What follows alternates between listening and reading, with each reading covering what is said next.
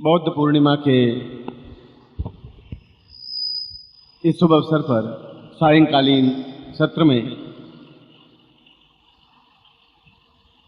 जो कि अपने आप में ही ज्ञान और आनंद की वर्षा से ओतप्रोत है, आप्लावित है, और हम भीगे हुए मस्ती के साथ झूमते हुए अपने गुरु के सामने बैठे हुए उन विशेष दीक्षाओं को प्राप्त कर रहे हैं जो अपने आप में लगभग असंभव कही जाती है। और ऐसा ही दृश्य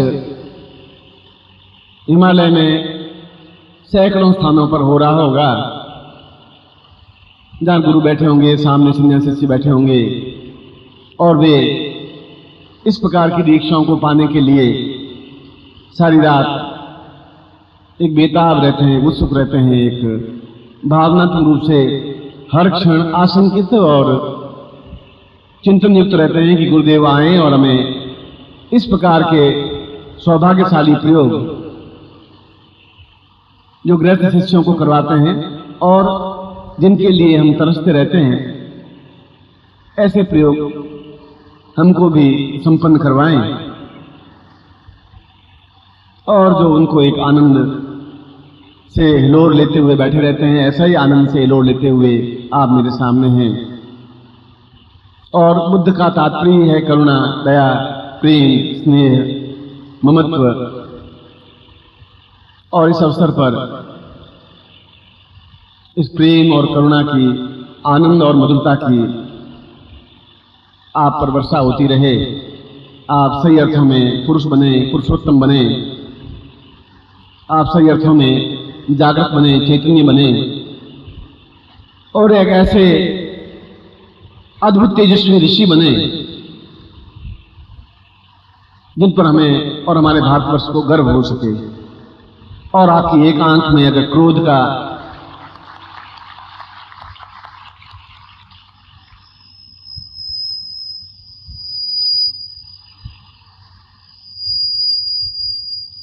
शंकराचार्य ने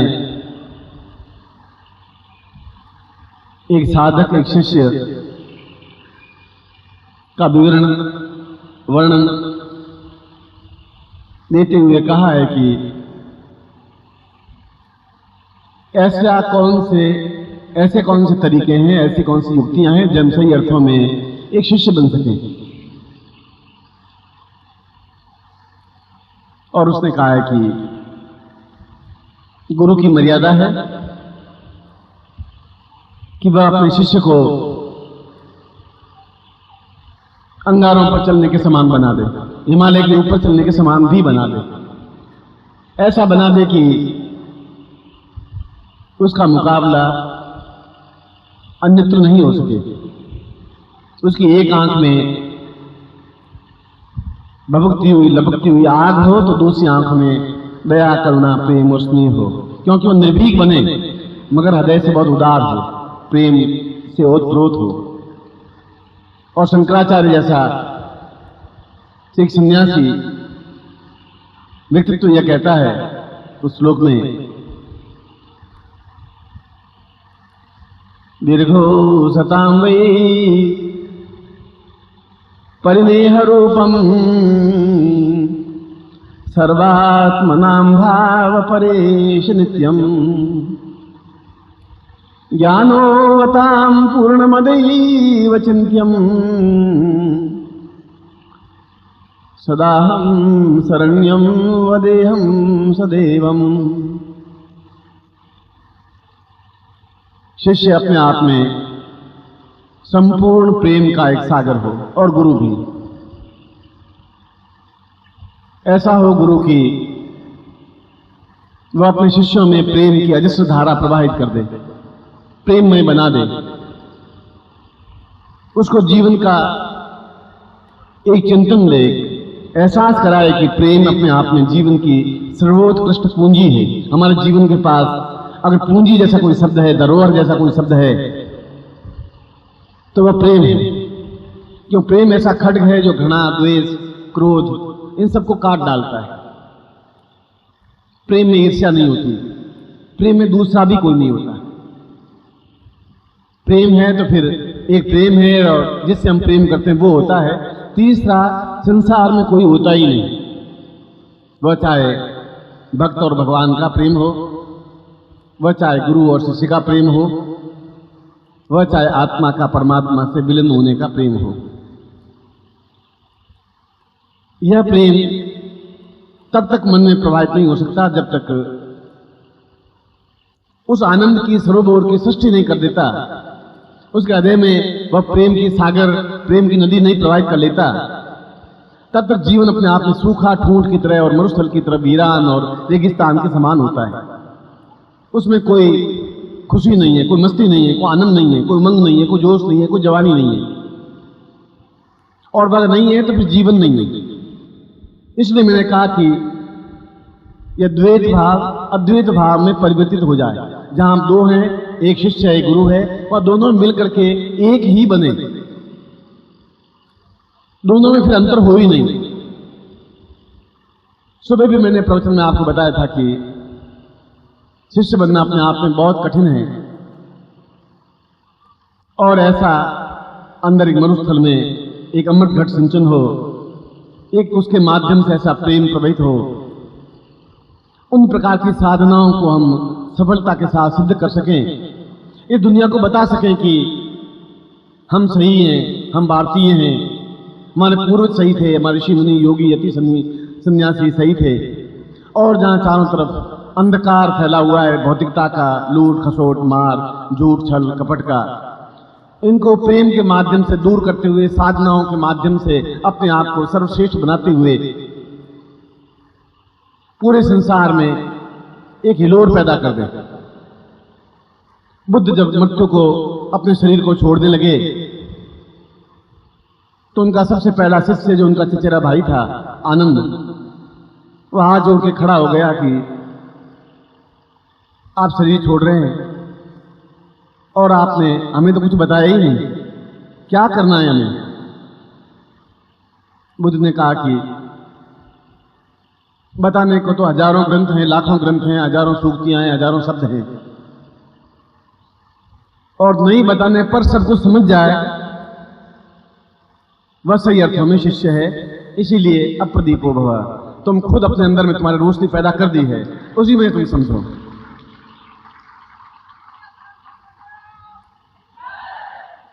मैं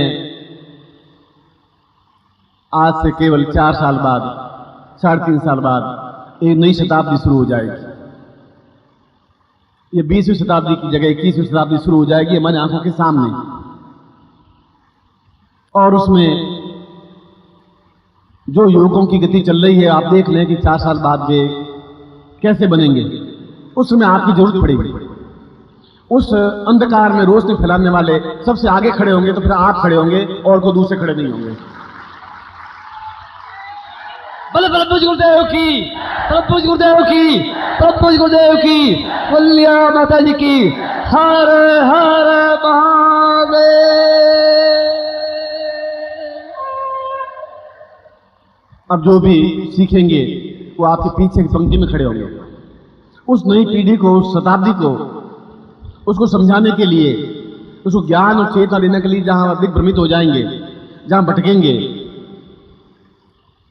जहां गोवा के समुद्र के किनारे पड़े पड़े शराब और सिगरेट पी करके अपने आप को बर्बाद करते होंगे, जहां शराब के माध्यम से अपने शरीर को खोखला कर रहे होंगे, उस समय उनकी आंख आपकी तरफ उठेगी, चारों तरफ दौड़ेगी। कौन हमें ज्ञान दे सकता है, चेतना दे सकता है, कौन हमें इस रास्ते से हटा करके सही रास्ते पर गतिशील कर सकता है। और 21 शताब्दी के, उस नई शताब्दी के आप नायक बनेंगे, आप महानायक बनेंगे, प्रत्येक व्यक्ति आपको याद करेगा। बल प्रभु गुरुदेव की, बल प्रभु गुरुदेव की। एक कारखाना, अगर लोहे का कारखाना अगर बनाए तो 4 साल लग जाते हैं बनाने के लिए। एक मकान बनाना शुरू करें अच्छा, तो उसमें करीब 4 साढ़े 4 साल लग जाते हैं, और हमारे पास तो 3 साढ़े 3 साल ही हैं। यदि मैं 3 साढ़े 3 साल में भी दीक्षाएं और साधनाएं देता आपको एक अद्वितीय योग पुरुष बना सकूं, और मैं बनाऊं, इसलिए कि मैं हूं ये बहुत बड़ी बात नहीं है, मैं ज्ञानवान हूं ये बहुत छोटी सी बात है, मैं आपको अद्वितीय ज्ञानवान बना दूं, यह मेरा धर्म है, ये मेरा कर्तव्य है, ये मेरी पूंजी है। और इसीलिए मैं उस रास्ते पर धीरे धीरे आपको गतिशील कर रहा हूं। कुनैन की गोलियां में दे रहा हूं तो शक्कर में लपेट करके दे रहा हूं।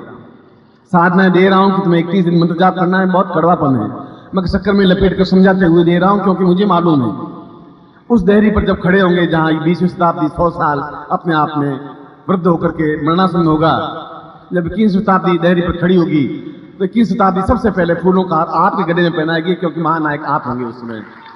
बोले प्रभु जी गुरुदेव की, प्रभु जी गुरुदेव की, प्रभु जी गुरुदेव की, कल्या माता जी की, सिद्धाश्रम साधक परिवार की, सिद्धाश्रम साधक परिवार की, हर हर महादेव।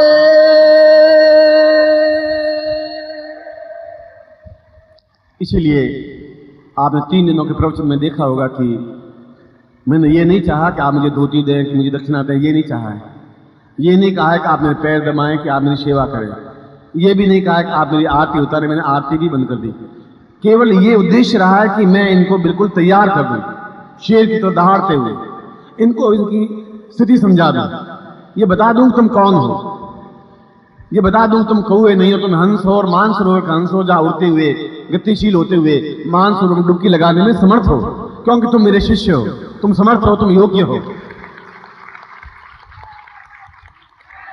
और इसीलिए शंकराचार्य ने कहा कि शिष्य को भी वैसा ही बनाया जिनकी एक आंख में दया प्रेम करुणा हो, दूसरी आंख में भटकता हुआ ज्वालामुखी हो। जहां कोई ऐसा दुष्ट, ऐसा पाखंड, जहां पाप अत्याचार व्यभिचार कुधर्म अधर्म हो, जहां नकली गुरु हो, जहां नकली बातें हो रही हो, जो स्वार्थ हो, जहां छल हो, उनको दो टूक ज्वालामुखी के आपके नेत्रों के माध्यम से आप उनको छाती में लात मारते हुए समझा सकें कि हम कुछ और हैं, अद्वितीय हैं, ये समझा सकें आप। बोले प्रभु जी गुरुदेव की, प्रभु जी गुरुदेव की, प्रभु जी गुरुदेव की, कल्या माता जी की, सिद्धाश्रम साधक परिवार की, आज के आनंद की, हर हर महादेव।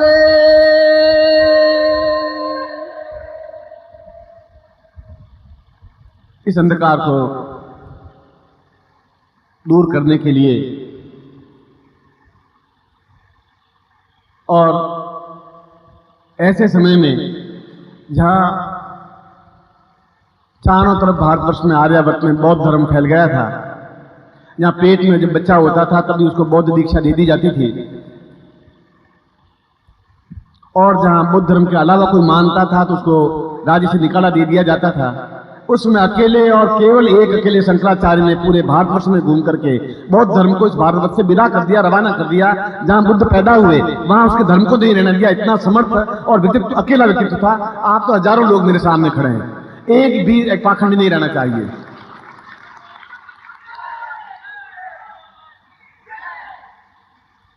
जहां पर भी आप एक सिद्धाश्रम साधक परिवार के अंग हैं, आप मेरे परिवार के अंग हैं, आप मेरे भाई हैं, बहन हैं, बंधु हैं, सखा हैं, मित्र हैं, स्वजन हैं, आत्माएं, प्राण हैं, धड़कती हुई एक चिंगारी हैं, और आप मेरे सब कुछ हैं। और इस परिवार के एक अंग होते हुए एक परिवार के मुखिया के रूप में सलाह देना मेरा धर्म और कर्तव्य है। इसलिए मैं देख रहा हूं कि चारों तरफ एक नकल, एक झूठ,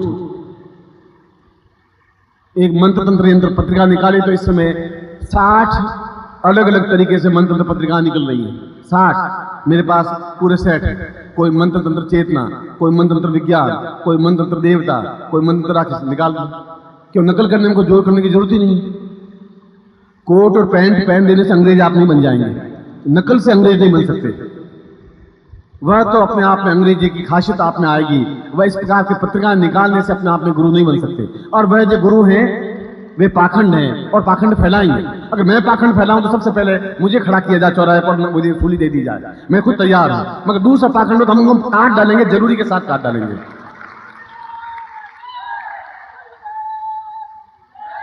क्योंकि मैंने आपको अपने खून से सींचा है, अपने प्राणों से सींचा है, अपनी जिंदगी की धड़कनों से सींचा है, तैयार किया है। इसलिए तैयार किया है कि आप जवान लड़के हो गए हैं। जब जवान लड़के हो जाते हैं तो वृद्ध माता पिता और माँ और बाप अपने आप में एहसास करने लग जाता है कि अब मुझे विश्राम करने का समय आ गया है। लड़के अपने आप में समर्थ हैं, जो जहां तक मैं खींच के ले गया हूं वहां आगे बढ़ाएंगे ही बढ़ाएंगे, क्योंकि मेरे पुत्र हैं।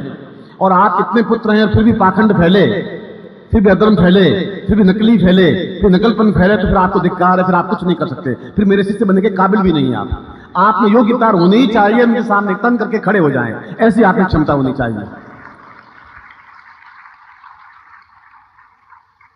मेरा किसी से द्वेष नहीं है और न मैं कभी किसी पूरी जिंदगी में किसी की आलोचना की है, न गाली दी है, मगर जहां पर भी पाखंड देखा है वहां तन करके खड़ा हुआ। संन्यास जीवन में भी जब मैं बनारस में गया तो मैंने पंडितों की सभा में मुझे बुलाया, तो मैंने कहा कि आप मंत्र गलत बोल रहे हैं। अब पंडित ये बात सुने आज से 25-30 साल पहले,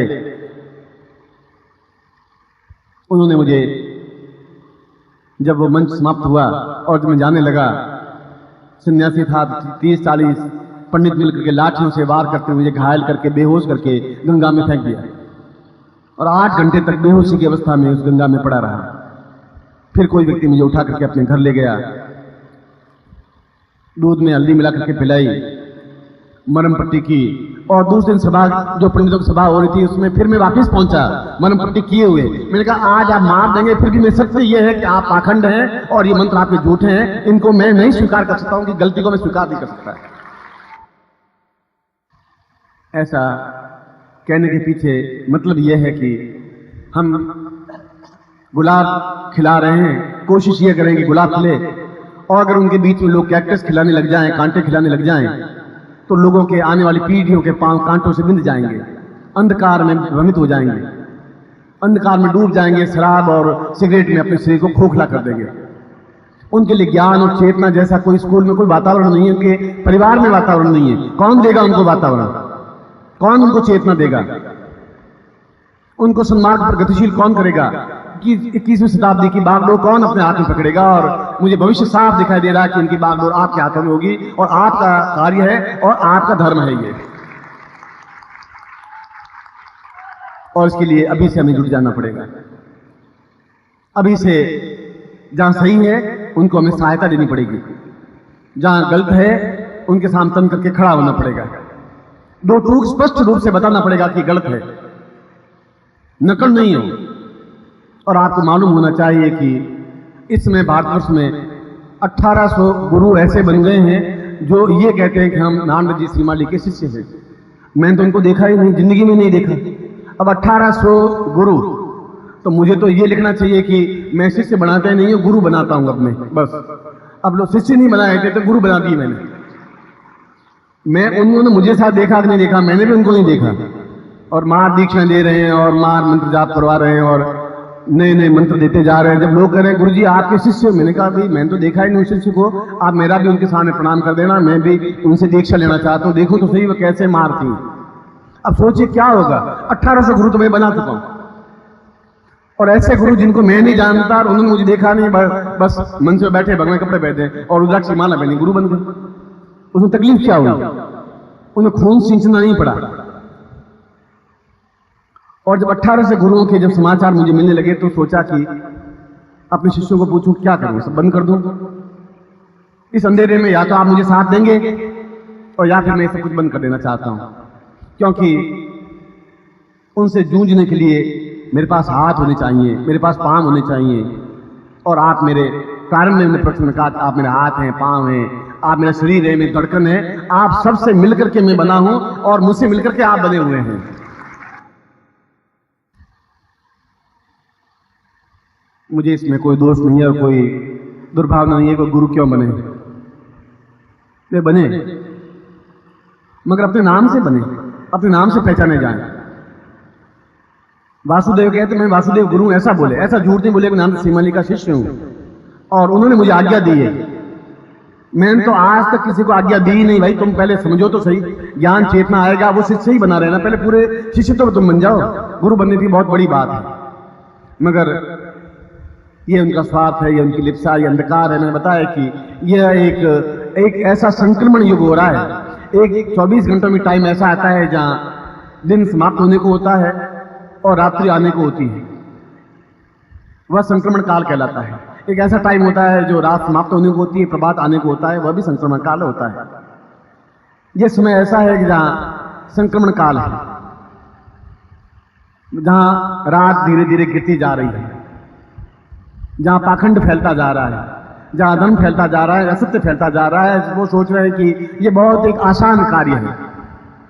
और मैं भी आपको सलाह देता हूं कि अब आप इस गुरु पूर्णिमा के बाद से मत रहिए, भगवे कपड़े पहन लीजिए और गुरु बन जाइए। मैं आप सबको स्वीकृति देता हूं, गुरु बने आप, और जगह जगह आप दीक्षा देने लग जाएं। और कोई न कोई पत्र मंत्र अंधकार निकाल दीजिए, साला कुछ नहीं हो तो मंत्र अंधकार निकाल, क्या निकले, 4 पन्ने तो लिखने हैं उसमें, क्योंकि पत्रिका में से लेख लिख के छाप देने आप। मगर आप सोचिए कि क्या कितना फ्रॉड है, कितना झूठ है, कितना छल है।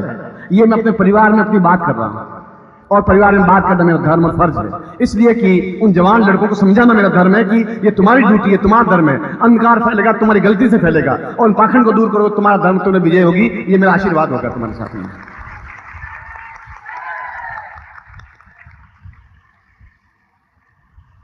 ज्योतिष, जो अखिल भारतीय ज्योतिष परिषद का मैं अध्यक्ष था, तो मैंने अपनी जिंदगी में 60 से ज्यादा ज्योतिष के ग्रंथ लिखे, और सबसे पहले उन ग्रंथों को हिंदी भाषा में लिख करके जन समाज में फैलाने का कार्य मैंने पहले प्रारंभ किया था। और एक समय 5-7 साल बाद ऐसा आया कि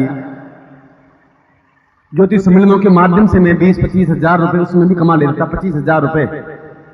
मगर जब मैंने देखा कि 5,000 ज्योतिषी बन गए, 10,000 ज्योतिषी बन गए, केवल मेरी 2 किताबें पढ़ी है ज्योतिषी बन गए, और एकदम से छोटी घटनाएं नहीं, और राष्ट्रीय ज्योतिषी को नहीं, अंतरराष्ट्रीय ख्याति प्राप्त ज्योतिषी फलाने होटल में ठहरे हुए हैं। अरे कोई राष्ट्रीय ज्योतिषी तो मिले तो सही, मालूम तो पड़े। सब अंतरराष्ट्रीय ख्याति प्राप्त बन जाएंगे तो भारतीय ज्योतिषी कौन बनेगा? और मन को बड़ा दुख हुआ कि मैंने ये क्या कर लिया। ये तो एक किताब पढ़ी, सौंठ पढ़ी और वैद्य बन गए, वैसा हो गया। हर गली कूचे में ज्योतिषी बन गए, हर जगह ज्योतिषी बन गए। तो मैंने उस कमाई को, ज्योतिष को छोड़ दिया। आज 10 साल से ज्योतिष को हाथ नहीं लगाया, क्यों? पाखंड के बीच में जिंदा नहीं रह सकता। और जब मंत्र और साधनाओं के बीच में बढ़ा तो अब 60-70 से मंत्र चेतना ऐसे पत्रिकाएं प्रकाशित होने लगी, और 1800 गुरु बन गए, जिनका नाम लिस्ट मेरे पास है। इसने लिख करके भेजिए गुरु जी, इतना तो हो गया। तो मैंने कहा कि मैं चेले बना रहा हूं या गुरु बना रहा हूं, कर क्या रहा हूं मैं? कुछ मुझे खुद को समझ नहीं आ रहा। ये छल है। नकली हमेशा नकली ही रहता है, आप उसको कितना ही मांझ लें, नकली सोना नहीं बन सकता। और पनामा पत्ती का और निरमा साबुन का विज्ञापन तो टीवी पे देखता हूं, मगर सोने का विज्ञापन होता ही नहीं, हीरों का विज्ञापन नहीं होता। मेरे विज्ञापन करने की जरूरत नहीं होती, न अखबारों में देने की जरूरत है कि नाम सिमाली आप बता रहे हैं। जहां मैं आऊंगा अपने आप शिष्य आ जाएंगे, क्योंकि कस्तूरी की सुगंध तो सब जगह होगी। इसीलिए मैं आपको दीक्षा दे रहा हूं, इसीलिए बार बार ये बात कह रहा हूं। मुझे क्या जरूरत है आपके पीछे इतना खून बहाने की, पसीना बहाने की, परिश्रम करने की? मैं अपने घर में आराम से रोटी तो 2-4 रोटी खाता हूं और 4 कपड़े पहनता हूं। किस शिष्य को कह दूंगा साल भर में 2-4 कपड़े मुझे नहीं देगा? कोई सी घर में जाऊंगा, कोई भोजन करवा देगा? मैं क्यों इतना चीख रहा हूं आपके पीछे, क्यों परेशान हूं? इसलिए कि मैं इस अंधकार में आपको खड़े होने नहीं दूंगा। अंधकार का सामना मैं अंतिम क्षण तक, अंतिम बूंद तक करूंगा, आपके सहयोग से करूंगा। आप मेरे साथ में तब करूंगा। मैं एक जगह गया शिविर लगाने के लिए, तो उन्होंने बाहर शीशियां बेचनी शुरू कर दी। गुरु चरणामृत 5 रुपए का, और 800-900 शीशियां बेच दी। मैंने कहा ये नया खेल कौन सा शुरू हो गया?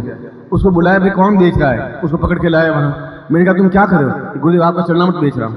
मैंने कहा तुम्हें दिया ही नहीं चरणामृत भाई, कोई स्नान मत नहीं दिया, ये तुम कहां से? कि गुरुदेव रोटी रोजी तो चला रही है, तो मेरे चरणामृत को काय के लिए दे रहे हो? किसी अच्छे चरणामृत डाल के दे दो। अब बताइए क्या क्या स्थिति है? कितना पाखंड है, कितना व्यभिचार है, कितना अशिष्ट है। ऐसा होता है, दुख होता है, वेदना होती है। इसलिए आपको एक सावधान करने की जरूरत है। इसीलिए वेदों में कहा गया है कि भगवान विष्णु के बारे में कहा गया है कि ओम सहस्राक्षिम सहस्रबाहु सहस्रमूर्धाम सहस्रपाणो यवाम सा पूर्वतम एतः। भगवान विष्णु के 1000 आंख हैं, 1000 हाथ हैं, 1000 पैर हैं, इसलिए वो भगवान विष्णु हैं। और मेरे भी 10,000 हाथ हैं, 10,000 आंखें हैं, 10,000 पैर हैं। मैं भी समर्थ हूं इस बात के लिए। वेद ने कहा, वो सही कहा है। इतने इतने शिष्य मेरे सामने खड़े हैं, और अपने आप में पूर्ण यौवन उद्दाम से वेग के साथ खड़े हैं, ताकत के यौवन से छलछलाते हुए खड़े हैं। वो काल से भिड़ने की क्षमता रखने वाले खड़े हैं, क्योंकि मैंने अपने खून से उनको तैयार किया है, पानी से तैयार नहीं किया है। आपके शरीर के अंदर आपका खून नहीं धड़क रहा है, खून नहीं, मेरा खून, खुद का खून तुम्हारे शरीर में बह रहा है, क्योंकि अपना खून तुम्हें देकर के पाला है, पोसा है, बड़ा किया है, सिंचन किया है पिछले 20 जन्मों से, इस जन्म से नहीं। आप खून निकाल के देखिए, ये आपका मेरा ब्लड ग्रुप एक है। इसलिए उस सिद्धाश्रम के योगियों से जूझते हुए भी ये उच्च कोटि की दीक्षा क्यों दे रहा हूं? जब गुह्या की गुह्य गोप्य तुम कहा गया शास्त्रों में कि गोपनीय से गोपनीय दीक्षाएं या प्रयोग आप नहीं दें। जब सन्यासी उच्च कोटि के सन्यासी कहते हैं कि आप ये क्या कर रहे हैं, उन लोगों के हाथ में ये तलवार काहे के लिए दे रहे हैं, क्यों दे रहे हैं? उनको मालूम नहीं है, गुफा में बैठे हुए हैं। मुझे मालूम है 3 साल बाद कितना अंधकार गिर जाएगा। उसका अंधकार तो शुरुआत हो चुका है। उस अंधकार से जूझने के लिए मुझे उच्च से उच्च उनको ज्वालामुखी बनाना पड़ेगा, उनको साधना देनी पड़ेगी, अपने आप में अद्वितीय ऐसा बनाना पड़ेगा कि यमदूत की तरह सामने खड़े हो जाए, पाप और पाखंड खड़ा नहीं हो सके। इसके लिए मैं आपको खड़ा कर रहा हूं, इसलिए आपको साधना दे रहा हूं। अन्यथा फिर आप शिष्य कहलाने के काबिल भी नहीं है। पाखंड को प्रश्रय देंगे, उनको साहस देंगे, पाखंड को थपथपाएंगे, उनके सामने रखकर खड़े नहीं होंगे, तब फिर ये परिवार बिखर जाएगा, फिर अंधकार गिर जाएगा। मैं रहूंगा या नहीं रहूंगा मैं नहीं कह सकता, मगर उस अंधकार में आप स्वयं अपनी पीढ़ियों से आने वाले बच्चों से, पुत्रों से, पड़ोसियों से दुखी, आक्रांत और आक्रांत हो जाएंगे। यही गीता में कृष्ण ने कहा था कि यदि मैं इस समय खड़ा नहीं होऊंगा तो बहुत अंधकार फैल जाएगा। और उसने अत्याचारियों को, दुर्योधन, दुशासन जैसे लोगों को समाप्त करने के लिए खड़े हुए, जूझे। क्या जरूरत थी उनको महाभारत में जूझने की? द्वारका जैसा स्वर्ण रचित उनका साम्राज्य था, मगर एक धर्म था, एक कर्तव्य था। गोविंद सिंह अपने दोनों बेटों को क्यों चुनवा दिया दीवार में? क्योंकि उनका धर्म था, एक कर्तव्य था। और तुम्हारा भी धर्म और कर्तव्य है कि अगर अपने खुद के लिए जीते तो कुत्ता भी अपने लिए जी लेता है, मगर जीना है एक सत्य के लिए, एक उच्चता के लिए, एक श्रेष्ठता के लिए, पूर्णता के लिए। इसलिए आप जिंदा हैं, इसलिए जिंदा रहने की चिंता कर रहा हूं। और जब शेर छोटे होते हैं तो शेर खुद शिकार पर झपट करके दिखाते हैं किस प्रकार से झपटा जाता है। उन बच्चों को सिखाते हैं कि तुम्हें जिंदगी में शेर बनना है तो झपटना पड़ेगा, झपटना पड़ेगा हाथी पर भी, जो बहुत डील डोल का है। क्योंकि तुम्हें मैं इतनी शक्ति देता हूं, तुम 1 साल के हो तो कोई चिंता की बात नहीं है, 2 साल के हो तो चिंता की बात नहीं, मगर तुम शेर हो, बब्बर शेर हो, और उछाल करके उसके मस्तिष्क को विदीर्ण कर सकते हो। वही आप हैं, वह शेर हैं, क्योंकि आप मेरे पुत्र हैं, मेरे शिष्य हैं, मेरे अंग हैं, मेरे धड़कन हैं, और उछल करके धमाका कर सकते हैं आप।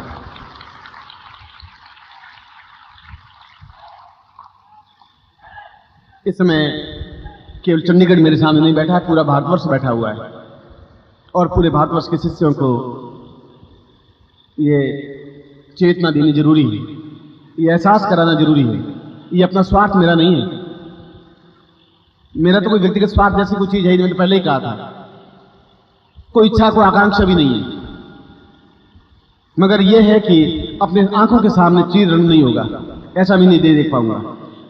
मैं ऐसा भीष्म नहीं बन सकता कि मेरे सामने चीरण और वहां आंख नीचे करते हुए बैठे रहे। ऐसे भीष्म पितामह वहां बैठ सकते थे, मैं नहीं बैठ सकता, ऐसा वो वहां हो सकता था।